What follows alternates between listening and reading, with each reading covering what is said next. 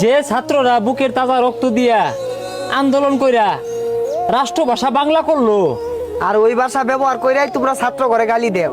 বিষয়টা এমন হইল না যে থালে খাইলাম সেই থালের তলায় ফুটা করলাম।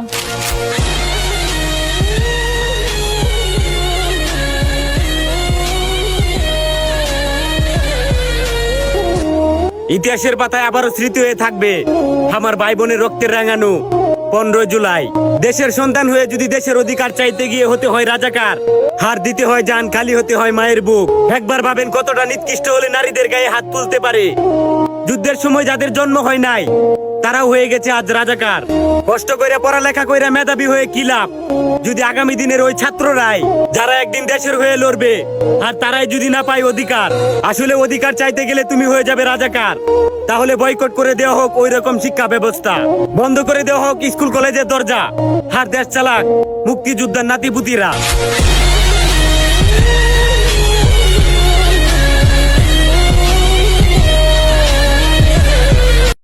একজন মধ্যবিত্ত বাবা নিজে না খেয়ে মাথার গাম পায়ে ফেলে তার সন্তানরে পড়ালেখা করাইয়া উচ্চ শিক্ষায় শিক্ষিত বানায়, অথচ ওই ছেলেটাই যখন এই দেশে চাকরি নিতে যায় তখন তাকে ঘুষ দেওয়া লাগে। এর বিরুদ্ধে যদি আপনি কিছু বলতে চান তাহলে এই দেশের নেতা পেতারা আপনার পেছনে সমালোচনা করবে।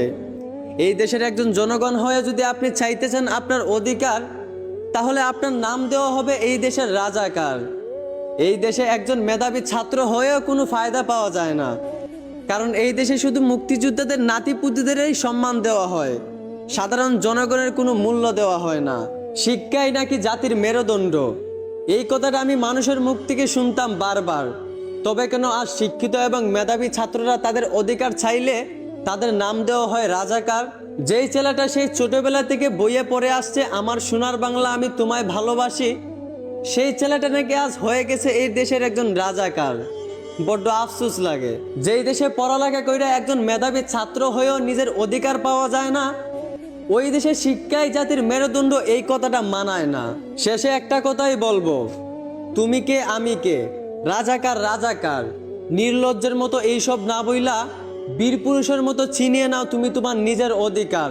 একবার যুদ্ধ হয়ে এই দেশ স্বাধীন হয়েছিল, দরকার পড়ে আবার যুদ্ধ হবে, ভয় পেয়ে চলবো না কাউকেই আর। আশা করি বুঝতে পারছেন। ধন্যবাদ।